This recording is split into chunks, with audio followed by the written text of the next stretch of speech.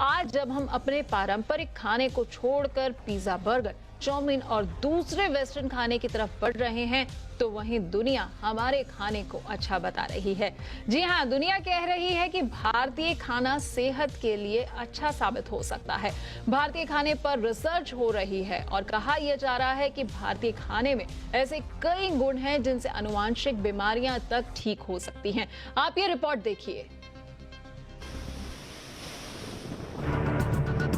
भारत आस्थाओं का देश है। आस्था जिसमें नदियों से लेकर जानवरों तक को भगवान का दर्जा दिया गया है। यहाँ तक कि भारतीय संस्कृति में अन्न को भी देवता का दर्जा हासिल है और वैज्ञानिकों ने इसका आधार भी उस समय खोज निकाला है जब हम भारतीय खाने को छोड़ वेस्टर्न खाने की ओर तेजी से भाग रहे हैं। पिज्जा, बर्गर, चाउमीन बच्चों की खासी पसंद बन चुके हैं। उनकी दिलचस्पी दाल, चावल, सब्जियों में कम होती जा रही है। वैज्ञानिकों का मानना है कि भारतीय खानों में ऐसे कई गुण छिपे हैं जो आनुवांशिक बीमारियों तक को ठीक कर सकते हैं। जर्मनी की ल्यूबेक यूनिवर्सिटी में रिसर्च में पाया गया कि आनुवांशिक बीमारियों के लिए केवल डीएनए ही जिम्मेदार नहीं है, खान पान की आदतें भी काफी अहम रोल अदा करती हैं। दाल चावल जैसे साधारण भारतीय भोजन गुणों का भंडार है। इन भारतीय खानों में कई बड़ी बीमारियों से लड़ने की क्षमता है। भारतीय खाना आनुवांशिक बीमारियों से लड़ने में बहुत कारगर है।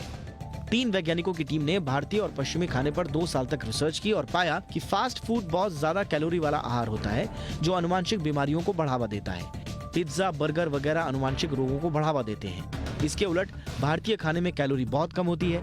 भारतीय खाने में शामिल स्टार्च, तेल, दाल, चावल, सब्जी फायदेमंद है जो रोगों से लड़ने में अहम भूमिका अदा करते हैं।